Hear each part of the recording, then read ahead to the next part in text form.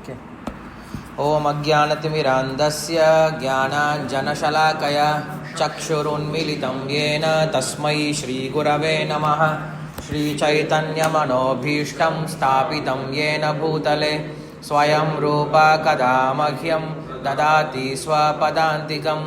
वन्देऽहं श्रीगुरो श्रीयुतपदकमलं श्रीगुरून् वैष्णवांश्च श्रीरूपं साग्रजातं सहगण रघुनाथान्वितं तं सजीवं साद्वैतं सावधूतं परिजनसहितं कृष्णचैतन्यदेवं श्रीराधाकृष्णपादान् सहगण ललिता श्रीविशाखान्वितांश्च। हे कृष्णकरुणा सिन्धो दीनबन्धो जगत्पते विषगोपिकान्त राधाकान्त नमोऽस्तुते।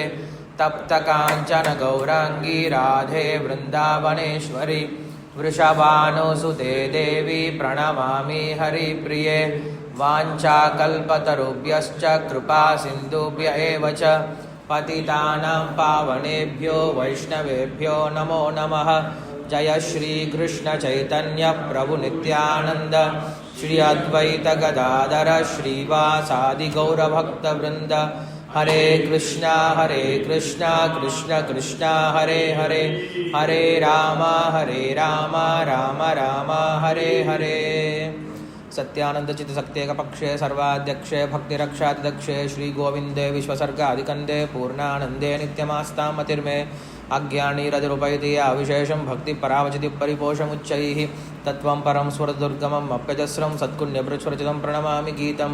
गौरां सुखसत्कुमुदप्रमोदि स्वाभिकया गोस्तमो निहन्त। श्रीकृष्णचैतन्यसुधानिधर्मे मनोतिष्ठन् स्मृतिं करोतु। प्राचीनवाचः सुविचार्यसोऽहम् अज्ञोऽपि गीतामृतले सलिप्सुः।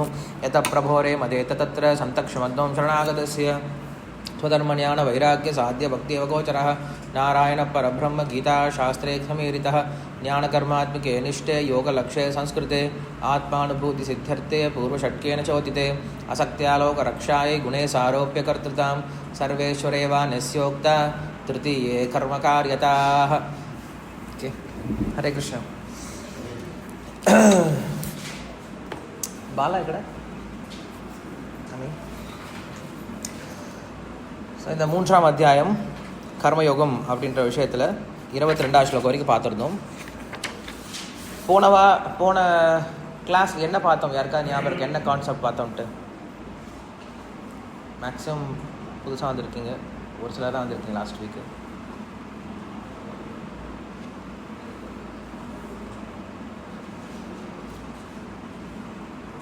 நீ வந்தீங்கல்ல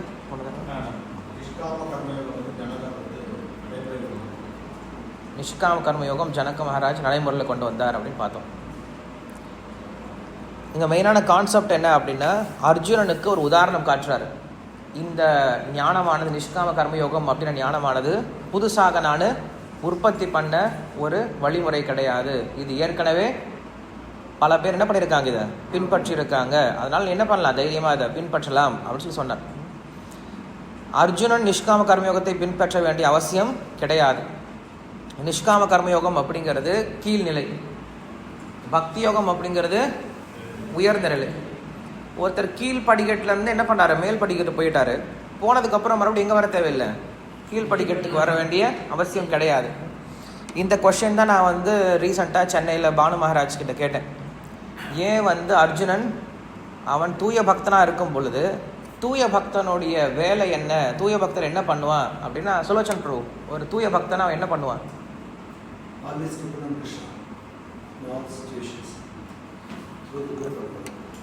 தூய பக்தன் மட்டும் கிடையாது, இந்த உலகத்தில் இருக்கும் எல்லாருமே டிபெண்ட் ஆகி தான் இருக்கும் கிருஷ்ணர் கிட்ட. பட் தூய பக்தனுடைய முக்கியமான ஆக்டிவிட்டிஸ் என்னவா இருக்கும்? அவன் என்ன பண்ணுவான்னா, வெறும் நவவித பக்தியில் தான் ஈடுபடுவான். அவன் வர்ணாசிரம தர்மத்துக்குள்ளார வர வேண்டிய அவசியமே கிடையாது. ஆனால் அர்ஜுனன் என்ன பண்ணுறாரு, கிருஷ்ணர் நீ போய் சண்டை போடு அப்படின்னு சொல்கிறார். இது தேவையில்லை, வர்ணாசிரம தர்மத்துக்குள்ள மறுபடியும் அனுப்புகிறார். அதுதான் என்ன கொஷின், அதனால தான் ஏன் அப்படி செஞ்சார் அப்படின்னு சொல்லி கொஷின் கேட்கும்போது தான் அதுக்கு தான் பலதேவ வித்யாபூஷன் 3 விதமான பக்த நிலையை பற்றி நம்மளுக்கு சொல்லிக் கொடுக்குறார். பக்தர்கள் 3 நிலை இருக்குன்னு சொல்லி சொன்னார். ஒரு நிலை அப்படிங்கிறது சன்னிஷ்ட பக்தன் அப்படிங்கிற பக்தனை பற்றி பேசினார். சன்னிஷ்ட பக்தன் அப்படின்னா யாரு அப்படின்னா தெரியுமா? டெஃபினேஷன் யாருக்கா சொல்லி கொடுத்துருக்குமே. கனிஷ்டாதிக்கா நம்ம சொல்கிறோம் அது, பட் அது பாகவதம். சன்னிஷ்ட பக்தன் அப்படிங்கிறது வேறு. ஒருவன் என்ன பண்ணுவான் அப்படின்னா பௌதிக வாழ்க்கைக்கு முக்கியத்துவம் அதையும் கொடுப்பான். அதோட சேர்த்து என்ன பண்ணுறான்? பக்தி செஞ்சுட்டு இருக்கான். அவனுக்கு இன்னும் இந்த உலகத்தை அனுபவிக்கணும் அப்படின்ற ஆசை கொஞ்சம் இருந்துட்டு தான் இருக்குது. அவன் இன்னும் முழுமையாக தூய்மை அடையவே இல்லை. அவன் வர்ணாசிரம தர்மத்துக்கு முக்கியத்துவம் கொடுத்து அதோட சேர்த்து என்ன பண்ணுறான்? டிவோஷன் சர்வீஸ் சேர்ந்து பண்ணிகிட்டு இருக்கான். இவன் சன்னிஷ்ட பக்தன் அப்படின்னு சொல்கிறாங்க. அடுத்த நிலை வர்றது என்னது? பரிநிஷ்டித பக்தன் அப்படின்னு சொல்கிறார். பரிநிஷ்டித பக்தனை தான் நமக்கு ரெக்கமெண்ட் பண்ணுறார். நாம் அந்த நிலைமைக்கு வரணும்னு சொல்கிறார். பரிநிஷ்டித பக்தன் அப்படின்னா யார் அப்படின்னா அவன் பக்திக்கு அதிக நேரம் கொடுப்பான். மிச்ச நேரத்தை என்ன பண்ணுறான் அப்படின்னா அவனுக்கு உண்டான வர்ணாசிரம தர்மத்துக்கான கடமையை செய்ய ஆரம்பிக்கிறான். இங்கே கம்ப்ளீட் ஆப்போசிட்டாக இருக்குது. இவன் பக்திக்கு முன்னுரிமை கொடுக்குறான், அதே சமயத்தில் என்ன பண்ணுறான்? வர்ணாசிரம தர்மத்தையும் செய்கிறான். சரி, வர்ணாசிரம தர்மத்தை ஏன் செய்கிறான்? அவனுக்கு ஏதாவது இதில் ஆசை இருக்கா? இதில் ஏதாவது லாபம் அவனுக்கு வரப்போதா அப்படின்னா அதுவும் கிடையாது. அப்போ வர்ணாசிரம தர்மத்தை செய்வதற்கான காரணம் என்னது?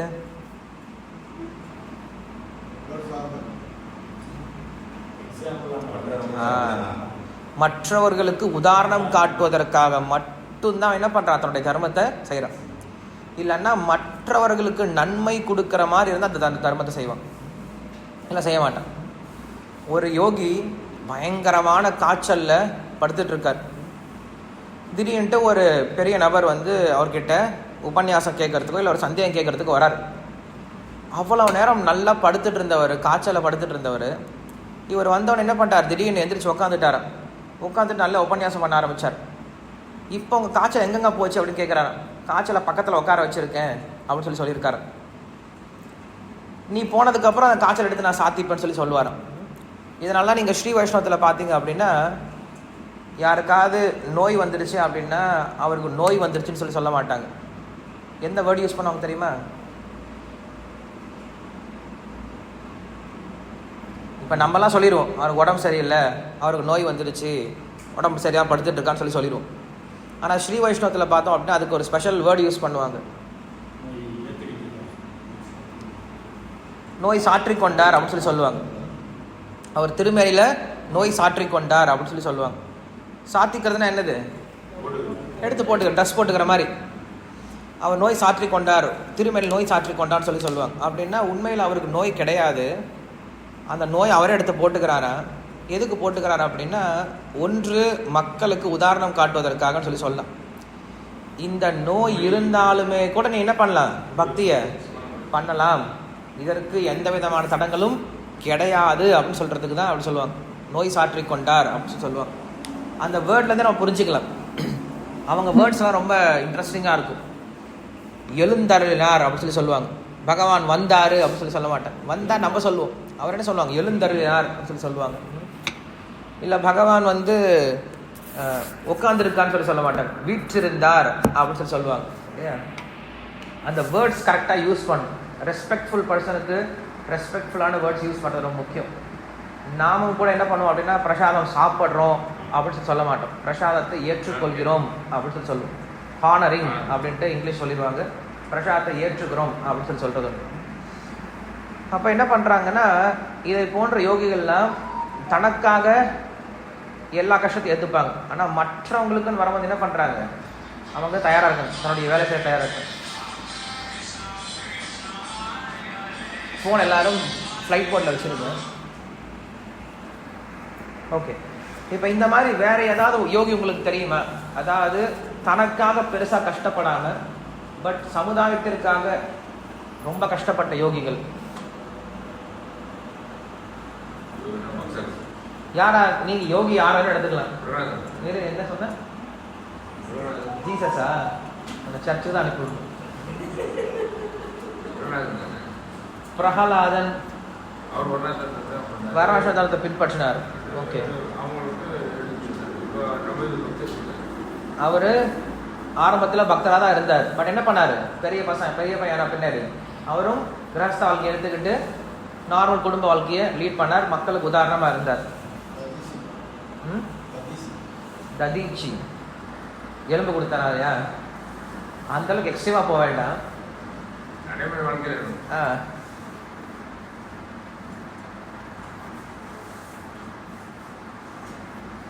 அதாவது நீங்க வர்ணாசிரம தர்மம்னு யோசிக்காதீங்க, தனக்காக எதுவும் பண்ணிக்கல, ஆனா சமுதாயம் அப்படின்னு வரும்போது ரொம்ப கஷ்டப்பட்டார்.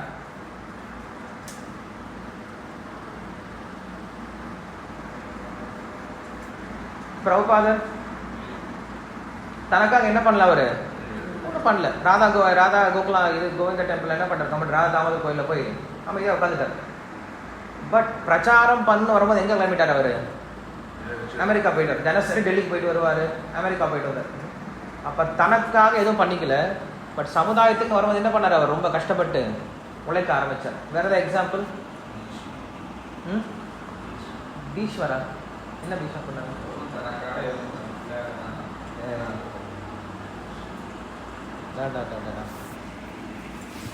சரி பரவாயில்ல சொல்லலாம். ராஜேஷ்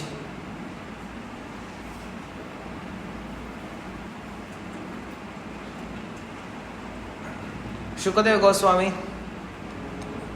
அவர் என்ன பண்ணல, தனக்காக ஒரு வார்த்தை கூட பேச மாட்டார். பட் என்ன பண்ணார், பரீட்சித் மகாராஜன் கேள்வி கேட்ட உடனே 7 நாள் சொன்னார்.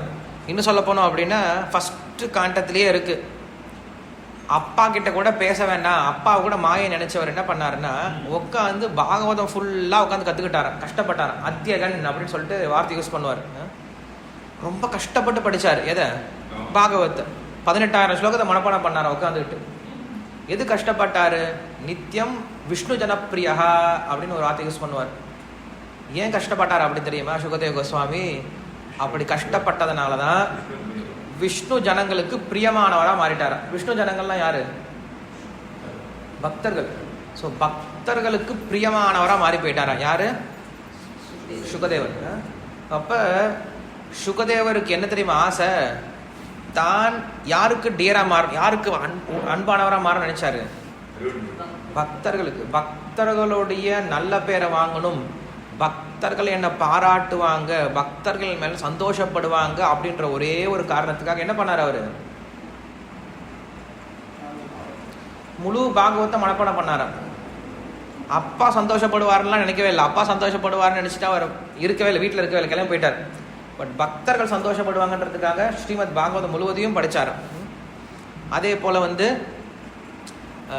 ஜடபரதர். ஜடபரதரோட எக்ஸாம்பிள் நம்ம ஆல்ரெடி சொல்லியிருக்கோம். அவரை கொல்லவே வரும்பொழுது என்ன பண்ணவே இல்லை, அவர் ஒரு வார்த்தை கூட பேசவே இல்லை. எந்த இடத்துல அந்த காளி இடத்துல பூஜை பண்ணி அவளை பலியிடுறாங்க. அப்போ என்ன பண்ணவே இல்லை, அவர் வாய் திறந்து பேசவே இல்லை. என்னை ஏன் கொல்றீங்கன்னு கேட்கவே இல்லை. என்ன கொல்றதா இருந்தால் கொல்லட்டும் அப்படின்னு வாய் மூடிட்டு இருந்தார். பட் அதே ஒரு ராஜா கேள்வி கேட்கிறார். எந்த ராஜா கேள்வி கேட்கிறான்? ரகுகணன் கேள்வி கேட்கிறான். கேள்வி கேட்கும் போது அடுத்த க்ஷணம் என்ன பண்ணார், அவரு பேச ஆரம்பிச்சிட்டார். அங்க தனக்காக ஒரு வார்த்தை கூட பேசிக்கவே இல்லை. இங்க இந்த ராஜாவை காப்பாத்துறதுக்காக என்ன பண்ணாரு, உட்காந்து மணிக்கணக்கில் பேசிட்டு இருக்காரு. ஸோ இதான் நம்ம எக்ஸாம்பிள் புரிஞ்சுக்கணும். யோகிகள் அப்படி சொல்றவங்க, யோகிகள் அப்படின்னா காட்டில் உட்காந்து கண்ணை மூடிட்டு தவம் பண்ணிட்டு இருப்பாங்க அப்படின்னு நினைக்காதீங்க. யோகிகள் அப்படின்னா யார் ஒருத்தர் தனக்காக வாழ்க்கையை பெருசா எடுத்துக்காம பட் மற்றவர்களுடைய முன்னேற்றத்துக்காக உழைக்கிறாங்க இல்லையா, அவங்களை நம்ம என்ன சொல்றோம், யோகிகள் அப்படின்னு சொல்லலாம். சரி, மாடர்ன் டேஸ்ல இந்த மாதிரி யார் நம்ம பார்த்துருக்கோம்? நார்மல் மெட்டீரியலிஸ்டிக் லைஃப்ல கூட இந்த மாதிரி எக்ஸாம்பிள்.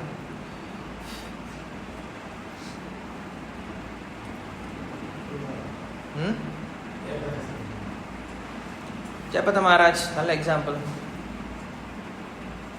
சுலோச்சன் ப்ரோ, நீங்கள் அங்கே போகிறீங்களா ப்ரோபாத் கிளாஸ்க்கு? ப்ரோபாத் கிளாஸ் போகிறீங்களா? இல்லை, என்ன எக்ஸாம்பிள், அதை எப்படி சொல்லுவீங்க?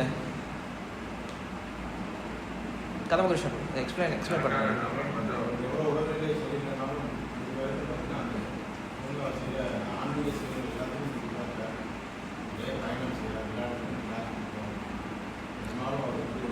இது ஸ்பிரிச்சுவல். நான் சொன்னது மெட்டீரியல் லைஃப்ல கேட்குறேன்.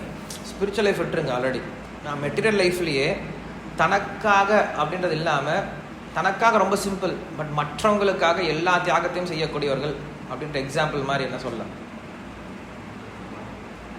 காமராஜர் என்ன பண்ணார் அவர்? அவர் வந்து பெருசாக ஒன்றும் படிக்கல, ஆனால் எல்லாத்துக்கும் கல்வி கொடுக்கணும். கல்வி கொடுக்கையில வந்து நிறைய பேர் வரலங்கமும் மாநிலத்துக்கும் சிஸ்டமை கொண்டு வந்து எல்லாத்துக்கும் கொடுக்கணும். நமக்கு எல்லாத்தையும் பரவாயில்ல, இறக்குறப்பே அவர் பாக்கெட்டில் காசு இல்லை, எல்லாம் நல்லா இருக்கிற கல்வி. சொல்லலாம், ஒரு எக்ஸாம்பிள் சொல்லலாம். அவர் பெருசாக தனக்காக சொத்து சேர்த்துக்கல அப்படின்னு சொல்லலாம். பட் மக்களுக்காக என்ன பண்ணார்? அவர் கல்வி கொடுக்கணும் அப்படின்னு முயற்சி பண்ணார். ஓகே, பட் அவர் அறியாமல் இருந்தனால அவருக்கு எது கல்வின்னு சொல்லி தெரியல. அதனால் என்ன பண்ணார்? அவர் மதிய உணவு திட்டம் இதெல்லாம் கொண்டு வந்து பண்ணார். ஏன்னா பௌதிக கல்வி கொடுத்தார். நம்ம தலைவர்களுக்கு இதுதான் பிரச்சனை. தலைவருக்கு சரியான ஞானம் இல்லாதனால அவங்க நல்லது பண்ண முயற்சி பண்ணாலும் அது எங்கே தான் போய் முடியுது? கடைசியில் தப்பாக தான் போய் முடியுது, தேவையில்லாத விஷயம் தான் போய் முடியுது. வேறு எக்ஸாம்பிள் நம்ம என்ன சொல்லலாம்? இப்போ ரத்தன் டாட்டா அப்படின்னு ஒருத்தர் இருந்தார் இல்லையா, அவரோட எக்ஸாம்பிள் சொல்லலாம். இன்னொரு எக்ஸாம்பிள், நம்ம முன்னாடி அவர் உட்காந்துட்டு இருக்காரு இல்லையா, அவருக்கு இனிமேல அச்சீவ் பண்ண வேண்டிய அவசியம் எதுவும் கிடையாது. பட் இருந்தாலும் ஏன் உட்காந்துட்டு இருக்காரு அந்த சேர்ல அப்படின்னா, ஏன்னா இங்கே உட்காந்துட்டு நம்ம என்ன பண்ண முடியும்?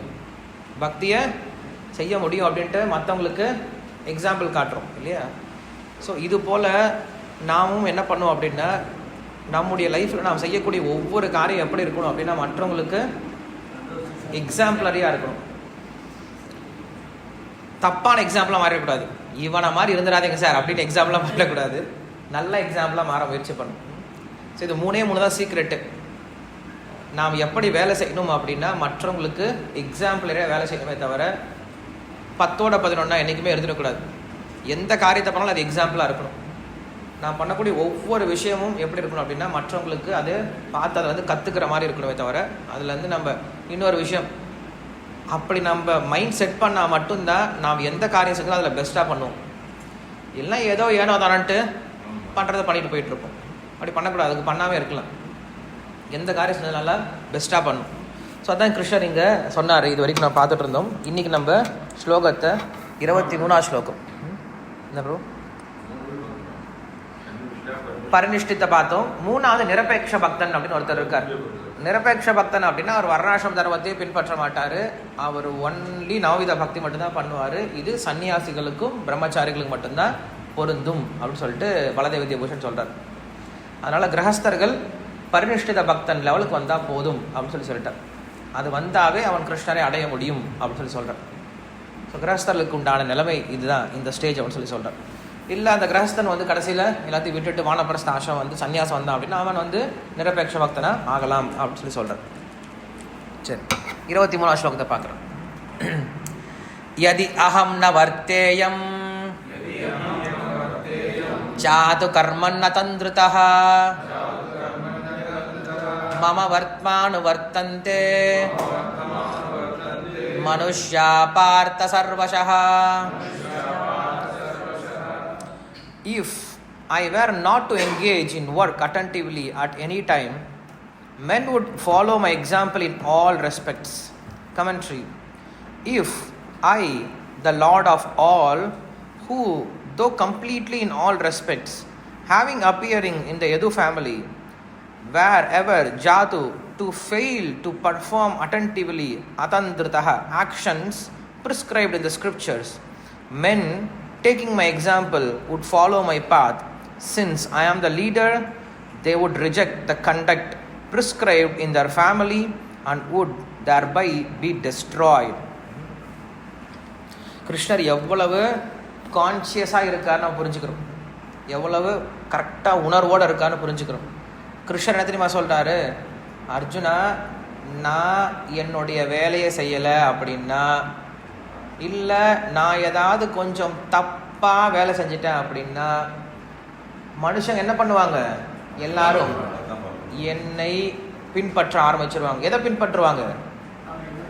அவர் செஞ்ச தப்பை மட்டும்தான் பின்பற்றுவாங்களே தவிர சரியான விஷயத்த பின்பற்ற மாட்டாங்க. அதனால் நான் என்ன பண்ணுறேன்? என்னுடைய காரியத்தை நான் சரியாக பண்ணுறேன்னு சொல்லி சொல்கிறேன். அப்போ நம்ம பார்க்குறோம், கிருஷ்ணர் கடமையை செய்கிறாரு. ஒரு காரணம் என்னது அப்படின்னா, அது அவருக்கு பிடிச்சிருக்கு பண்ணுறாருன்னு சொல்லலாம். ரெண்டாவது, அவரே சாஸ்திரத்திற்கு உட்பட்டு தான் ஒரு வேலையை செய்கிறார். சாஸ்திரத்துக்கு புறம்பான வேலையை அவர் செய்வதே கிடையாது. அப்படி ஏதாவது செஞ்சார் அப்படின்னா அது என்ன ஆகிடும்? பெரிய பிரச்சனையாக மாறி போயிடும். இதனால தான் உபனிஷத் சொல்லுது,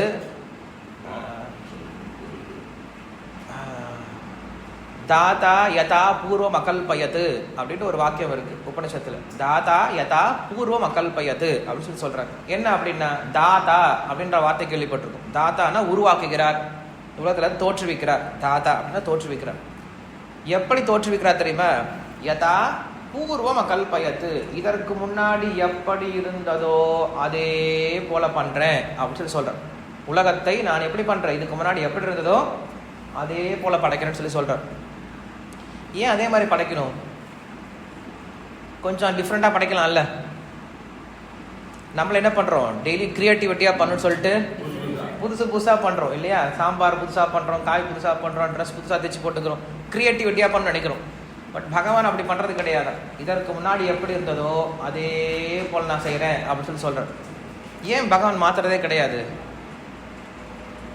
அப்படின்னா, அவர் சொல்கிறாரு, வேதம் தான் நம்மளுக்கு வந்து ப்ளூ பிரிண்ட். அந்த ப்ளூ பிரிண்ட் தான் பகவான் ஃபாலோ பண்ணுறார். ப்ளூ பிரிண்ட் நீ கேள்விப்பட்டிருக்கீங்கள? எல்லாத்துக்கும் ப்ளூ பிரிண்ட் இருக்குது. இப்போ ஃபார் எக்ஸாம்பிள், ஒரு கார் தயாரிக்கணும் அப்படின்னா அவனுக்கிட்ட என்ன இருக்குது? ஒரு ப்ளூ பிரிண்ட் இருக்கும். ப்ளூ பிரிண்ட் இருக்கும். அந்த ப்ளூ பிரிண்ட் இருந்தால் மட்டும்தான் ஒரே மாதிரி கார் வரும். இப்போ ஹுண்டாய் கம்பெனியில் ஒரு கார் தயாரிக்கிறான்னு வச்சுக்கோங்களேன். ப்ளூ பிரிண்ட் இல்லைன்னா என்ன ஆகும்? சென்னையில் ஒரு மாதிரி தயாரிச்சிருவான், கோயம்புத்தூரில் ஒரு மாதிரி தயாரிச்சு, எல்லா இடத்துல வேறு மாதிரி மாறி போயிடும், பிரச்சனையை போயிடும். அப்போ ப்ளூ பிரிண்ட் இருந்தால் என்ன ஆகும்? உலகம் முழுவதும் ஒரே ஸ்டாண்டர்டாகி போயிடும். ஸோ அதே போல் பார்த்தோன்னா இந்த உலகத்தில் பார்த்தோன்னா எல்லாமே ப்ளூ பிரிண்ட் பிரகாரம் நடந்துகிட்ருக்கு. ஒரு பூ பூக்கிறதுலேருந்து ஆரம்பித்து, ஒரு சங்குனுடைய வடிவத்திலேருந்து ஆரம்பித்து பார்த்தோம் அப்படின்னா ஒரே மாதிரி தான் வந்துட்டுருக்கு. மாற்றமே வருவது கிடையாது. அன்னாச்சி பழம் இப்படி இருக்குன்னா இப்படி தான் இருக்கும், ஆரஞ்சு இப்படி இருக்குன்னா இப்படி தான் இருக்கும் இல்லையா? இப்படி பார்த்தோம்னா எல்லாம் ஒரே மாதிரி போயிட்டுருக்கு. இது என்ன காரணம் அப்படின்னு கேட்கும் பொழுது, பகவான் என்ன பண்ணியிருக்காரு, இந்த உலகத்துக்கும் ஒரு ப்ளூ பிரிண்ட் கொடுத்துருக்காரு. இதுதான் வந்து நம்ம மேக்ஸில் படிக்கும் பொழுது ஒரு சீரீஸ் பற்றி படிப்போம். ஃபெபனாசிஸ் சீரீஸ் அப்படின்னு சொல்லி படிப்போம். ஃபெபனாசிஸ் அப்படின்ற ஒரு சீரீஸ் இருக்கும். அந்த ஃபெபனாசிஸ் சீரீஸ் வந்து உங்களுக்கு இதான் சொல்லிக் கொடுக்குது. இந்த உலகத்தில் எல்லாமே ஒரு சீக்வன்ஸில் நடந்துகிட்டு இருக்கு அப்படின்னு சொல்கிறாங்க. கடல் அலையை பார்த்தோன்னா ஒரே மாதிரி தான் வரும். திடீர்னு கடலில் இப்படி ஏறி இறங்குறது கிடையாது, இப்படி தான் வரும். ஒரு செடியினுடைய இலையை பார்த்தோம் அப்படின்னா அந்த இலை ஒரே மாதிரி தான் இருக்கும். இப்போ வந்து வாழை மரம் அப்படின்னு பார்த்தோன்னா அந்த வாழை மரத்துடைய இலை நீளமாக தான் இருக்கும் இல்லையா? இல்லை வந்து அரச மரத்துடைய இலை சின்னதாக தான் இருக்கும்.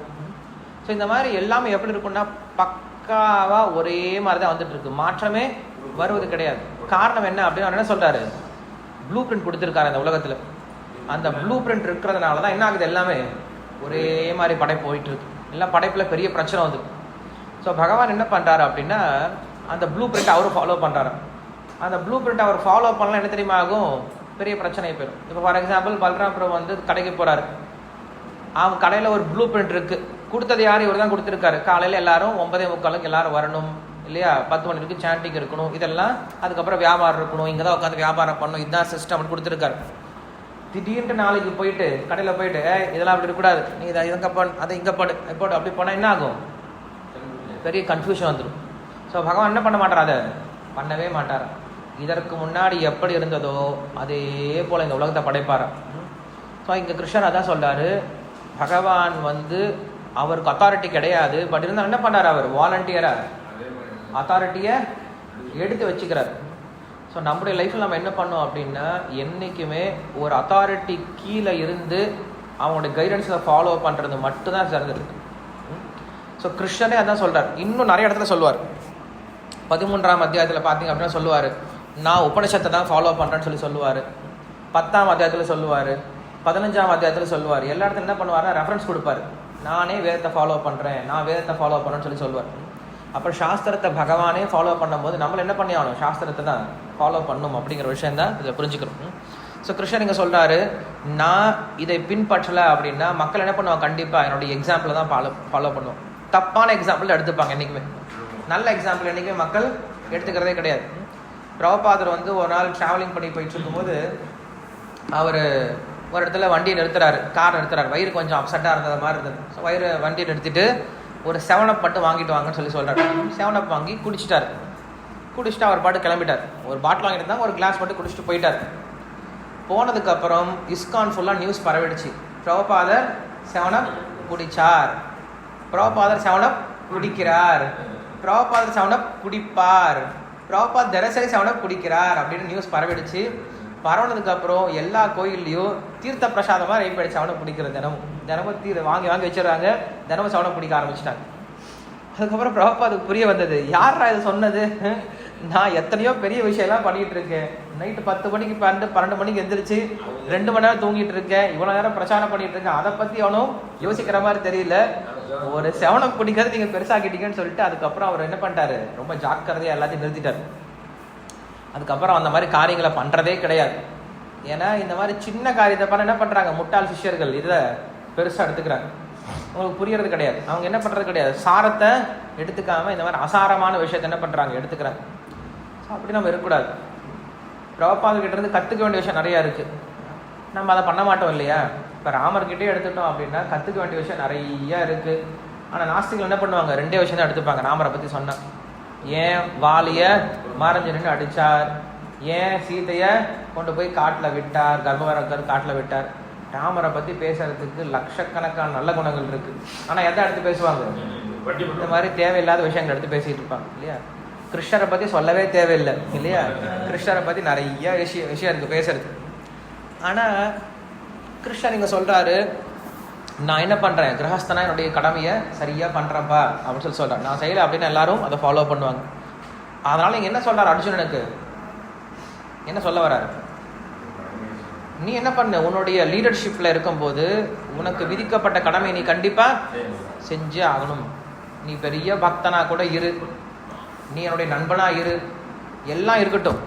பட் உனக்குன்னு ஒரு கடமை இருக்குது இந்த உலகத்தில் இருக்க வரைக்கும். இந்த உலகத்தில் இருக்க வரைக்கும் என்ன பண்ண, அந்த கடமையை நீ செய். நீ ரிட்டையர் ஆகிட்டு போயிட்டேன்னு வச்சுக்கோவேன், நீ காட்டுக்கு போயிட்ட வானப்பிரஸ்தனாக போயிட்டேன்னா அப்போ கூட ஒன்றும் பிரச்சனை கிடையாது. பட் அப்போ கூட உனக்கு வயசு இருந்துச்சுன்னா கடமைக்கு மறுபடியும் கூட்டு வந்துடும். இது எங்கே நடந்துச்சு அப்படின்னா, ஸ்ரீமத் பாகவத்தில் பிரியவிரதன் அப்படின்னு ஒரு ராஜா இருந்தார். ஸ்வயம்பூமனுக்கு 2 பசங்க இருந்தாங்க. ஸ்வயம்பூமனு யார், பிரம்மாவுடைய பையன் இல்லையா? ஸ்வயம்பூமனு அவருடைய 2 பசங்க பேர் என்னது, ஒன்று உத்தானபாதன், 2வது பிரியவிரதன். பிரியவிரதன் தான் பெரிய பையன். ஆனால் பெரிய பையனுக்கு நிறைய தபத்தில் ஆசை. அவனுக்கு இப்போ தான் பிரியவிரதன், விரதம் பண்ணுறது நிறைய ஆசை அவனுக்கு. ஆனால் என்ன பண்ணிட்டாங்க, காட்டுக்கு போயிட்டு விரதம் பண்ண போயிட்டான். அப்பா நினச்சாரு, சரி ஒரு பையன் இருக்கான்ல, ஒரு பையன் போய் நல்லா தபஸ்யம் பண்ணிட்டு அனுப்பிச்சி வச்சுட்டார். உத்தானபாதன் ஆட்சி பண்ணிட்டு இருக்கான். அதுக்கப்புறம் துருவ சரித்திரம் வரும். அதுக்கப்புறம் ஒன்றா வந்து பிரஜாதேசங்கள் வந்து கடைசியாக தக்ஷன் வரைக்கும் அந்த சரித்திரம் வரும். தக்ஷன் வந்து என்ன பண்ணுறான், அங்கே சாபத்தில் எரிஞ்சு போனவன் இங்கே வந்து பிறந்து இங்கே வந்து உடனே அவன் ஆட்சி பொறுப்பு எடுத்துக்கல. அவன் என்ன பண்ணுறான், அவன் தபசியத்துக்கு போயிட்டான். ஏன்னா நான் ஆட்சி எடுக்கிறதுக்கு முன்னாடி முதல்ல தபசியம் பண்ணணும்னு சொல்லிட்டு அவன் தபசியத்துக்கு போயிட்டான். அந்த காலத்தில் என்ன பண்ணுவாங்கன்னா, ஒரு பொறுப்பை ஏற்றுக்கிறதுக்கு முன்னாடி என்ன பண்ணுவாங்க, நிறைய தவம் செஞ்சுட்டு அதுக்கப்புறம் அந்த பொறுப்பை ஏற்றுப்பாங்க. வெறுமனே ஒரு ராஜாவுடைய பையன் அப்படின்றதுனால அவனை இளவரசனாக மாற்ற மாட்டாங்க. அவன் கடுமையான தபஸ்தில் இருந்துட்டு அதுக்கப்புறம் தான் பொறுப்பை கொடுப்பாங்க. ஏன்னா சக்தி வேணும் இல்லை அவனை பண்ணுறதுக்கு, ஆன்மீக சக்தி வேணும். அவன் என்ன பண்ண, தக்ஷன் தவம் பண்ணுறதுக்காக போயிட்டார். இப்போ நாட்டில் யார் கிடையாது, ராஜாவே இல்லை.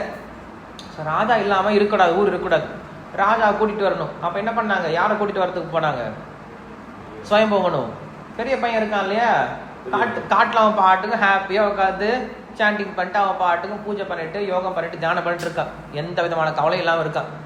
வந்துட்டாங்க பிரியவர்த்த மகாராஜன். ஸ்வயம்பூமனு வந்துட்டார், அவங்க அப்பா வந்துட்டார். தம்பி போன நேரம் வந்துடுச்சு, வந்து ஆட்சி பொறுப்பை ஏற்றுக்கோ, உங்கள் அண்ணன் கிளம்பி போயிட்டாரு அப்படின்னு சொன்னால் அவங்க சொல்கிறார், நான் வர முடியாதுப்பா, எனக்கு அந்த வேலையே வேண்டாம், நான் இங்கே தான் இருப்பேன்.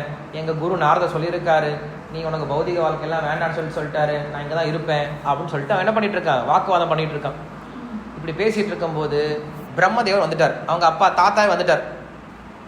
ஏன்னா இந்த பக்கம் ஸ்வயம்பூமனு வான்னு சொல்கிறாரு, அந்த பக்கம் நாரதர் சொல்லியிருக்காரு போகாதன்னு சொல்லியிருக்காரு. இவர் யாரை ஃபாலோ பண்ணுறதுன்னு தெரியல. இது தர்ம சங்கடம் சொல்லி சொல்கிறோம்.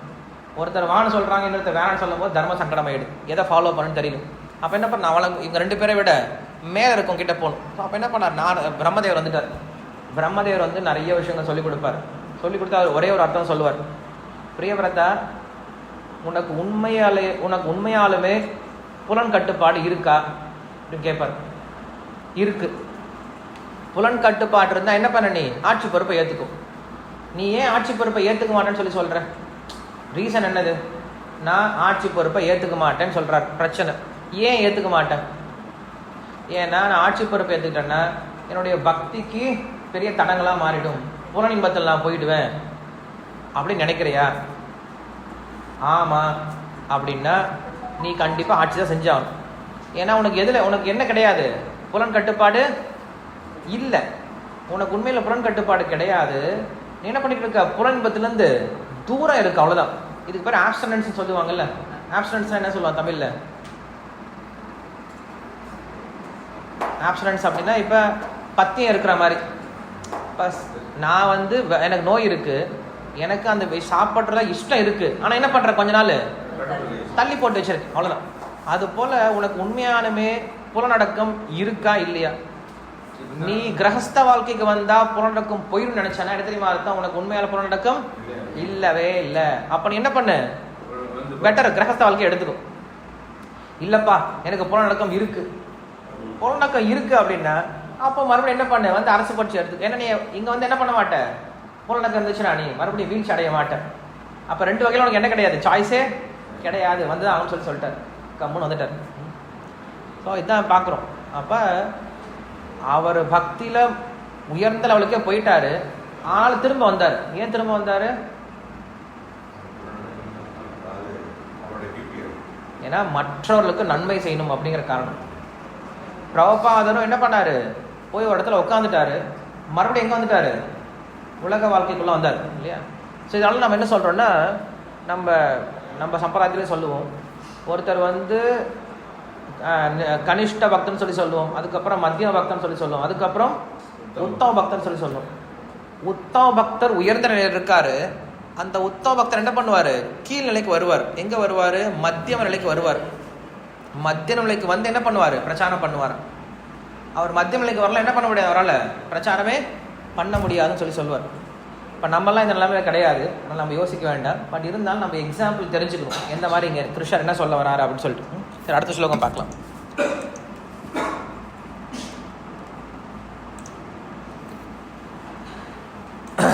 உத்சீதேயுரிமே லோகா ந குர்யாம் கர்ம சேதஹம் சங்கரஸ்ய ச கர்த்தாஸ்யாம் உபஹன்யாமிமः பிரஜாः. Okay. If I were not to work, all people would become unlawful. I would be the cause of mixed castes and would pollute the descendants. Commentary. Then what would happen if I, the supreme among all, were not to perform actions according to scripture? The people would break the laws, utsīdeyuhu, that be destroyed. It would be responsible for producing mixed castes, resulting from the destruction of law.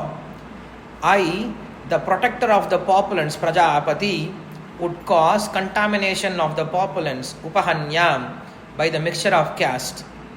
The Shruti says, Esha setur vidaranya esham lokanam asambedayah. I am the restraining law in order that the populace is not disturbed. Chandogya Upanishad. Though I am well known as the foundation of people's respect for law, as the Shruti says, I would become the cause of breaking their respect for law. Though the Lord teaches in this way, we also see that the Lord sometimes acts independent of the law, desiring happiness for his devotee. Such actions, however, are not to be performed by those inferior to the Lord, since they have no instructions to do so from the establisher of law. And they are supposed to be obedient to his order. Shukadeva states the same, Ishvaranam vachah satyam tateva charchitam kvachit tesham yat sva vacho yuktam buddhimams tat samachared.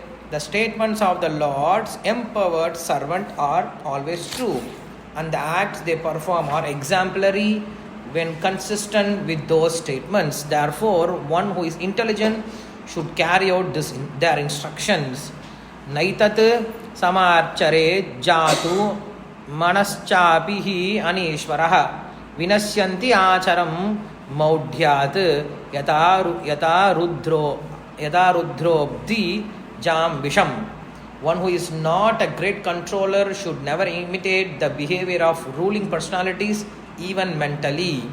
If out of foolishness an ordinary person does imitate such behavior, he will simply destroy himself, just as a person who is not Rudra would destroy himself if he tried to drink an ocean of poison. இந்த இடத்துல நம்ம ரெண்டு விஷயத்தை பார்க்கணும். But முதல் விஷயத்தை மட்டும் பார்க்க முயற்சி பண்ணலாம், டைம் கொஞ்சம் தான் இருக்குது. ஸோ கிருஷ்ணன் இங்கே என்ன சொல்கிறாரு, சரிப்பா நான் சாஸ்திரத்தை பின்பற்றவில்லை என்றால் என்ன நடக்கும் அப்படின்னு கேட்குறார். என்ன நடக்கும்? மற்றவங்க யாரும் என்ன பண்ண மாட்டாங்க, சாஸ்திரத்தை பின்பற்ற மாட்டாங்க. அப்போ என்ன ஆகும், கொஞ்சம் கொஞ்சமாக ஒரு தடவை பின்பற்றாமல் போவாங்கன்னு நினைக்கிறோம். அதுவே என்ன ஆகிடும், பழக்கமாக மாறி போயிடும். இன்னைக்கு ஒரு நாள் பண்ணல, பரவாயில்ல என்ன போயிடுச்சு அப்படின்னு நினைப்போம். அடுத்த வாரம் இன்னைக்கு ஒரு நாள் பண்ணல, என்ன போயிடுச்சு அப்படின்னு நினைப்போம். அது என்ன ஆகிடும், பழக்கமாக மாறி போயிடும். கெட்ட பழக்கம் ரொம்ப சீக்கிரமாக வந்துடும். நல்ல பழக்கத்தை விட்டுறது ரொம்ப சீக்கிரமாக விட்டுடலாம். அதே போல் கெட்ட பழக்கத்தை ஏற்றுக்கிறதும் ரொம்ப சீக்கிரமாக வந்துடும். ஆனால் மறுபடியும் நல்ல பழக்கத்தை பழகிறது ரொம்ப கஷ்டம். கெட்ட பழக்கத்தை விடுறதும் ரொம்ப கஷ்டம். கம்ப்ளீட் ரெண்டுமே ஆப்போசிட்டில் இருக்குது, ப்ரொபோர்ஷனேட்டாக. அப்போ என்ன சொல்கிறார் இவர், இவங்களுக்கு என்ன தெரியுமா ஆகும், சாஸ்திரத்து மேல் இருக்கக்கூடிய நம்பிக்கை கொஞ்சம் கொஞ்சமாக போக ஆரம்பிச்சிடும் அப்படின்னு சொல்லி சொல்கிறேன். ஸோ அல்டிமேட்டாக வரக்கூடிய ரிசல்ட் என்ன அப்படின்னா, அவங்க சாஸ்திரத்தை விட்டுருவாங்க அப்படின்னு கிருஷ்ணர் சொல்கிறார். கிருஷ்ணரை ஒரு முறை அவங்க ஃபாலோ பண்ணாங்கன்னா கூட ஓகே விட்டலான்னு வச்சுக்கோங்களேன். ஆனால் என்ன பண்ணுவாங்க, அவங்க தொடர்ந்து பண்ண ஆரம்பிப்பாங்க. அப்போ அவங்களுக்கு சாஸ்திரத்து மேலே ஒரு ரெஸ்பெக்டே போயிடும். ஒருத்தருக்கு சாஸ்திரத்து மேலே ஏன் ரெஸ்பெக்ட் வருது, இப்போ பகவத்கீதை மேலே நம்மளுக்கு ஏன் ரெஸ்பெக்ட் வருது, ப்ராக்டிக்கலாக சொல்லுங்களேன். இப்போ இங்கே இருக்கவங்களுக்கு பகவத்கீதை அப்படின்னா ஏன் ரெஸ்பெக்ட் வந்துச்சு?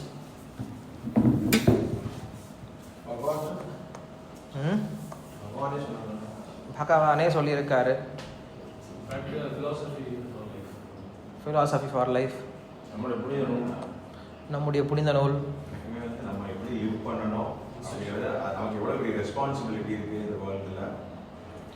ஓகே, இதெல்லாம் நம்மளுக்கு பகவத்கீதை இவ்வளோ உயர்ந்தது, பகவத்கீதை மேலே நம்மளுக்கு நம்பிக்கை எப்படி வந்தது அப்படின்னு கேட்குறேன்.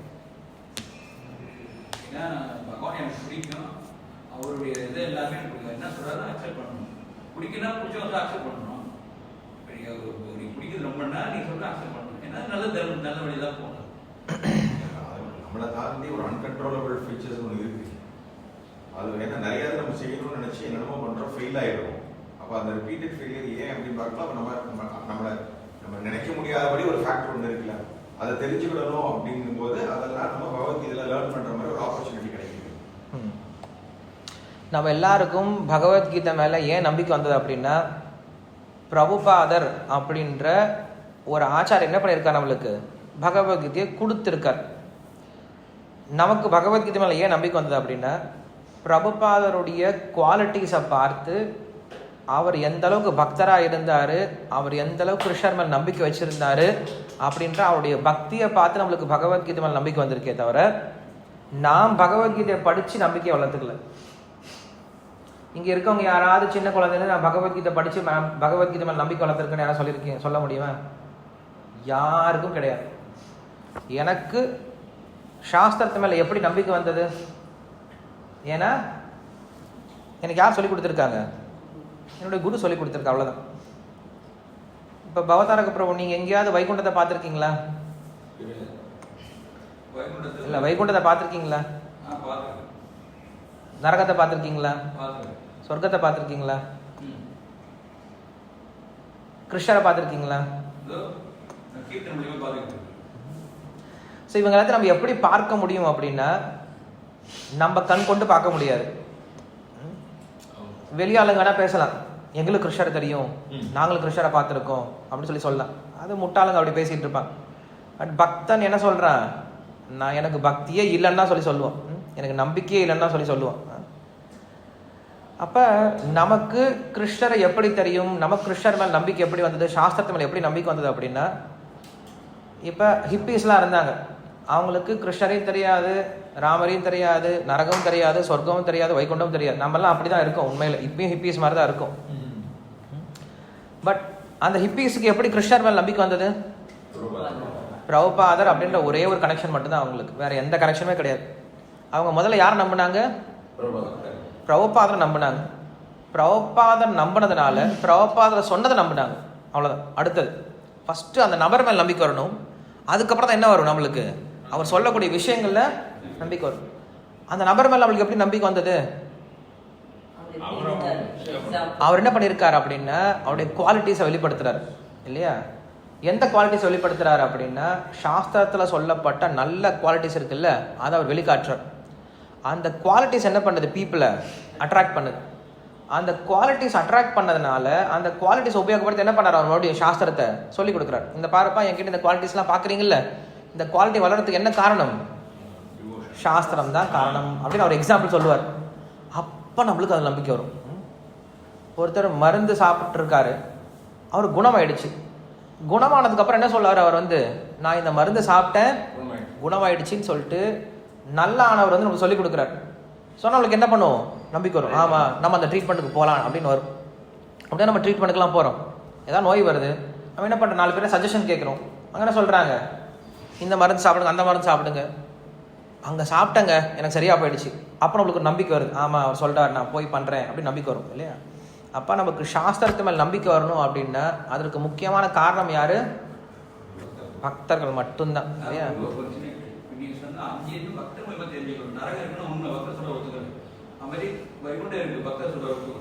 ஸ்கிரிப்ட் மூலியமா பக்தர் சொல்றது அப்ப அக்செப்ட் பண்றது உங்களுக்கு அனுப்பி சொல்ல அத்தனையுமே பக்தருக்கு தெரியுதுன்னா ஒரு பக்தர் மட்டும் தெரியும். மூலியமா அவருடைய குரு சிஷ்டர் மூலியமா தெரிஞ்சுக்கணும். அப்ப எல்லாரும் இஸ்கான் உள்ள எல்லாருக்கும் தெரியுது, பக்தர் மூலியமா தெரியும். நிறைய நாம சொல்ல முடியும், சாஸ்திரம் சொல்லுது, நிறைய இருக்கு, சொர்க்கம் சொல்லுது.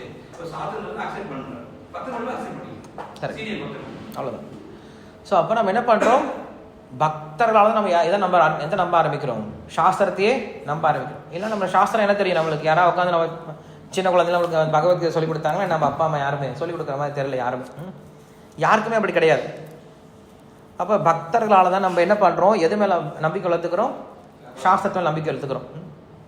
இங்கே தான் சொல்கிறார், கிருஷ்ணர் தான் சொல்கிறாரு, நான் சாஸ்திரத்தை ஃபாலோ பண்ணுறதுனால எல்லாரும் என்ன பண்ணுறாங்க? சாஸ்திரத்து மேலே நம்பிக்கை வளர்த்துக்கிறாங்கன்னு சொல்லி சொல்கிறார்.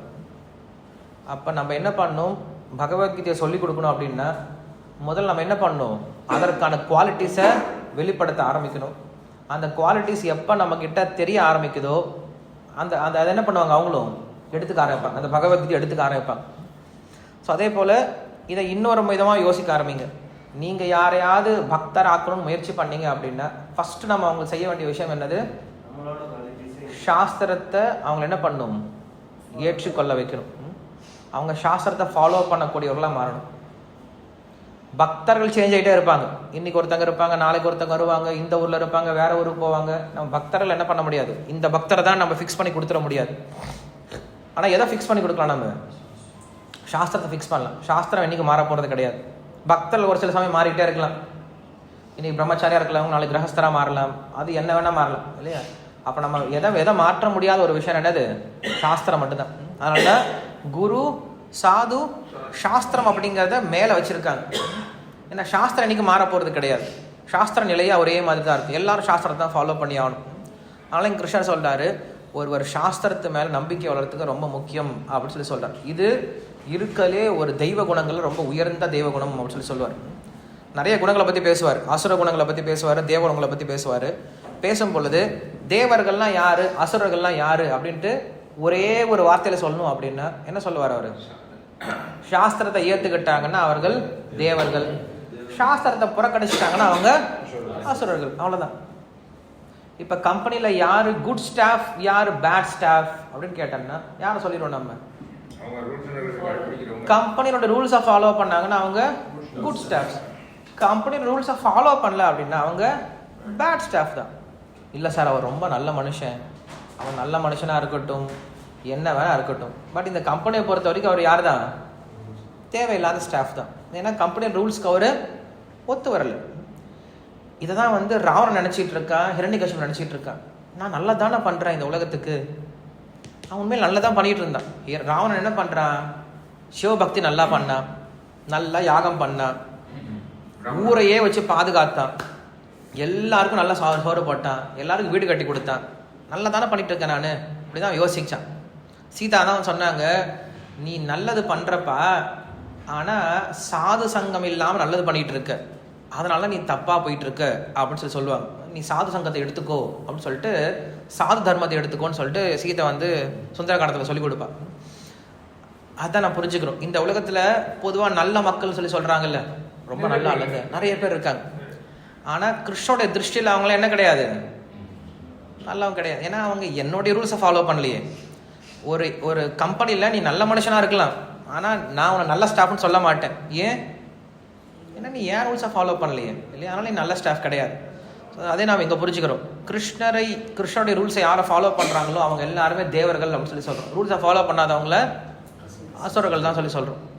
அதற்குண்டான அவங்க டெஸ்டினேஷன், அவங்க இலக்கை அடையதான் போகிறாங்க.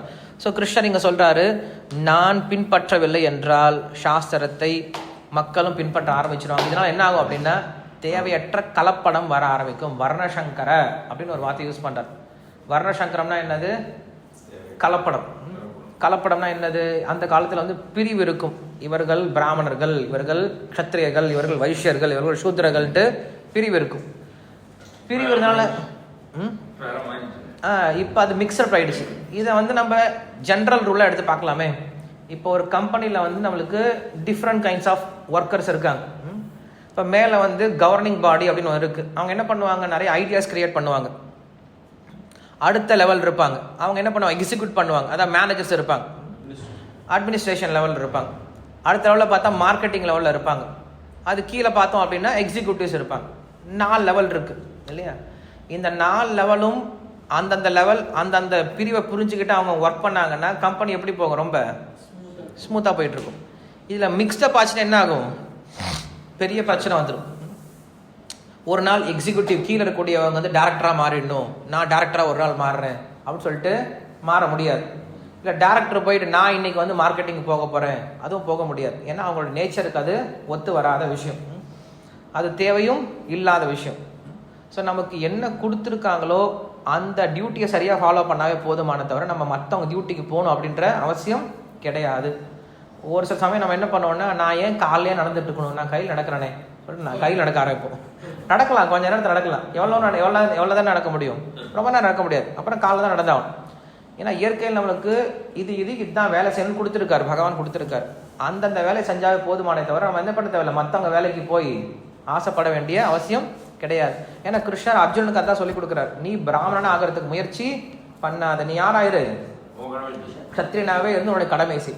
க்ஷத்ரியனா இருக்கிறது அப்படிங்கிறது தாழ்ச்சி கிடையாது. பிராமணனை விட தாழ்ந்தவன் அப்படின்லாம் ஒன்றும் கிடையாது.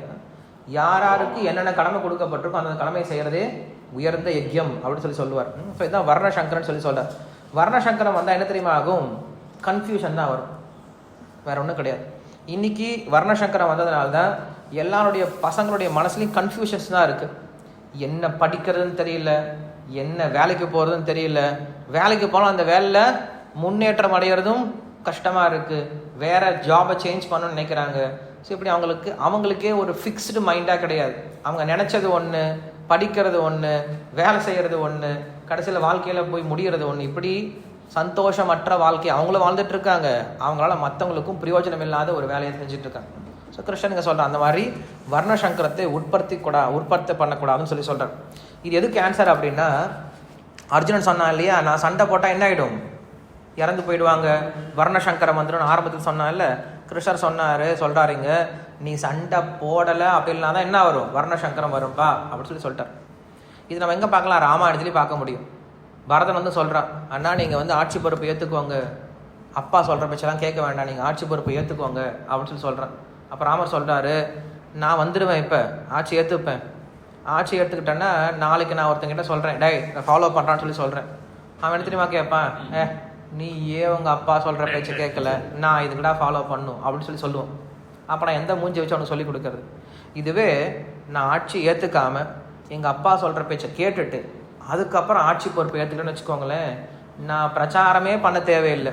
மக்கள் என்ன பண்ணுவாங்க, ஆட்டோமேட்டிக்காக என்னுடைய எக்ஸாம்பிளை ஃபாலோ பண்ண ஆரம்பிச்சிடுவாங்க. அதனால் முதல்ல நான் எக்ஸாம்பிளை செட் பண்ணிவிட்டு அதுக்கப்புறம் நான் ரெஸ்பான்சிபிலிட்டி எடுத்துக்கிறேன்.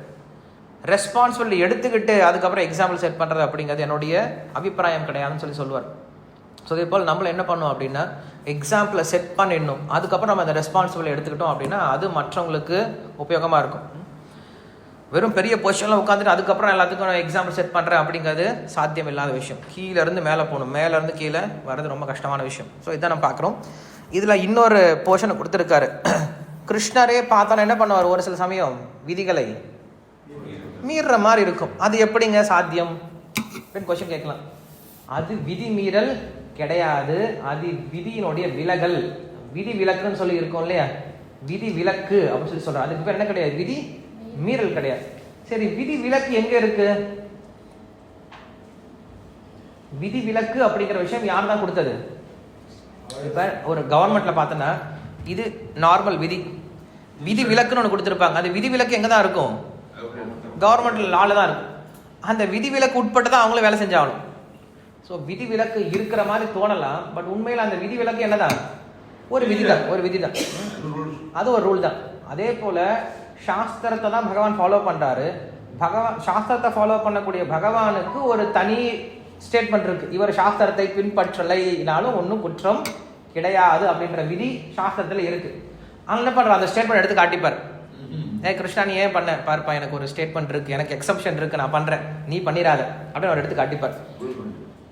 ஒரு லா எடுத்து காட்டிப்பார். இப்போ எப்படி போலீஸ்காரங்க போறாங்கல்ல, போலீஸ் எப்படி ஒரு நார்மல் ஸ்பீடில் தான் போய் ஆகணும். பட் என்ன பண்றாங்க, ஒரு சமயம் சேஸ் பண்றதுக்கு ரெட் சிக்னலை கூட உடச்சிருப்போம். ப்ராப்பராக அடிக்கடி இந்த எக்ஸாம்பிள் கொடுப்பாரு இல்லையா, எல்லா ரூல்ஸை ஃபாலோ பண்ணி ஆகணும். பட் போலீஸ் என்ன பண்ணாங்க, ரூல்ஸை பிரேக் பண்ணுவாங்க. ஏன் பிரேக் பண்றாங்க, அது உண்மையில் ரூல்ஸை பிரேக் பண்றது கிடையாது, ஹையர் ரூல்ஸை ஃபாலோ பண்றாங்க, அவ்வளோதான். அது அவங்களுக்கு தான் சாத்தியமாகும். அதனால நாம் எந்த ரூலை பிரேக் பண்றதா இருந்தாலும் அது எப்படி தான் இருக்கணும், சாஸ்திரத்துக்கு உட்பட்டு தான் இருக்குன்னு சொல்றேன். ஒருவன் பாவத்தையே செய்யணும் அப்படின்னாலும், ஒருவன் நரகத்துக்கே போகணும் அப்படின்னாலும் சாஸ்திரத்துடைய துணை இல்லாமல் நரகத்துக்கே போக முடியாது. நீங்க வைகுண்டத்துக்கு போறதுக்கு மட்டும் கிடையாது, நீங்க நரகத்துக்கு போனாலும் சாஸ்திரம் ரெக்கமெண்ட் பண்ணாதான் போக முடியும். நீங்க பாட்டு உங்க இஷ்டத்துக்கு வேற நரகத்தெல்லாம் போக முடியாது. நீங்க பண்ண தப்புக்கு உனக்கு இதான்ப்பா இந்த நரகம் தான் அனுப்ப முடியும். சார் நான் அந்த நரகத்தை அனுப்பு சார், அதெல்லாம் அனுப்ப முடியாது. டே நீ பண்ண சின்ன பிட் பாக்கெட்டு உன்னை இந்த ஜெயிலுக்கு தான் அனுப்ப முடியும். உன்னை தீஹார் ஜெயிலுக்கு ஒருத்தன் கேட்கறான், சார் நான் தீஹாரை பார்த்ததே கிடையாது, நான் தீஹார் ஜெயிலுக்கு போகணும் அப்படின்னு நினைக்கிறான். நீ தீஹார் ஜெயிலுக்கே போகணும் அப்படின்னால என்ன பண்ணிருக்கணும், லா ஃபாலோ பண்ணிருக்கணும். எந்த லா ஃபாலோ பண்ணிருக்கணும், அந்த தப்பை ஃபாலோ பண்ணிருக்கணும் இல்லையா. அப்ப என்ன பண்ணிருக்கணும், அப்ப நான் பார்த்தோம்னா எங்க சுத்தி பார்த்தாலும் கடைசி எங்க தான் போய் முடியுது, லா தான் ஃபாலோ பண்ணியாகும். லா ஃபாலோ பண்ணாம யாருமே இருக்கவே முடியாது. லா பிரேக் பண்ணும் அப்படின்னாலுமே சரியான லா பிரேக் பண்ணும். தப்பா லா பிரேக் பண்ண அப்படின்னா தப்பான இடத்துல போய் முடிஞ்சிடும். எவ்வளவு சூக்ஷமான விஷயத்தை கிருஷ்ணர் வச்சிருக்காரு. இப்படி நம்மள எல்லா இடத்துலயும் என்ன பண்ணிருக்காரு, கிருஷ்ணர் கட்டுப்படுத்தி கொண்டு போயிட்டு இருக்காரு. ஆடிட்டர் வந்து சட்டம் அந்த சட்டத்துக்குள்ள உள்ள சில விஷயம் லூப்ஸ் எல்லாம் எடுத்துருவாங்க. அது சட்டத்துக்கு உட்பட்டு தான் அதை கொண்டு வருவாங்க, பிரேக் பண்ணும். அதுதான் அவங்க ஹிந்திக்காக இருக்காங்க. அதனால நம்ம ஆடிட்டர் வச்சிருக்கோம் தனியா அவங்கள. அதே போலதான் குரு நம்மளுக்கு இருக்காரு இல்லையா. குரு என்ன பண்றாரு, நமக்கு அதான் பண்றாரு. இது சாஸ்திரப்படி செஞ்சா உங்களுக்கு நீங்க ஏகாதசி இன்னைக்கு செஞ்சா பாவம்லாம் குறைன்னு சொல்லி சாஸ்திரப்படி அவர் சொல்றாரு. இதை செஞ்சா நம்மளுக்கு இதுல இருந்து கொஞ்சம் நம்மளுக்கு ரிலாக்ஸேஷன் கிடைக்கும், நம்மளுக்கு ஹெல்ப் பண்ண கைடன்ஸ் கொடுக்குறேன். ரொம்ப முக்கியம். இன்னைக்கு எல்லா பிஸ்னஸ் மேனும் ஆடிட்டர் வச்சிருக்காங்க, பட் எந்த பிஸ்னஸ் மேனும் குரு வச்சுக்கிற மாதிரி தெரியல. ஸோ இது வந்து நம்ம ஒரு மேண்டிட்டரியாக கொண்டு வரணும். எப்படி ஆடிட்டர்ஸ் ரொம்ப முக்கியமோ ஒவ்வொரு கம்பெனிக்கும், அதே போல் ஒவ்வொரு கம்பெனிக்கும் வந்து ஒரு ஸ்பிரிச்சுவல் அட்வைசர் அப்படிங்கிற முக்கியம் அப்படின்னு சொல்லி கொண்டு வரும். அன்றைக்கி எல்லா இடத்துலையும் இருந்தாங்க, எல்லா ராஜாவுக்கும் வச்சுருந்தாங்க. அதை வந்து என்ன சொல்லுவாங்க, ராஜகுருன்னு சொல்லுவாங்க. ஸோ ராஜகுரு அப்படின்றவங்க இருந்தாங்க, ராஜாக்கே அட்வைஸ் கொடுக்குறவங்க இருந்தாங்க. பட் இன்னைக்கு அப்படிலாம் யாரும் கிடையாது. சரி, ஸ்ரீமத் பகவத்கீதா கி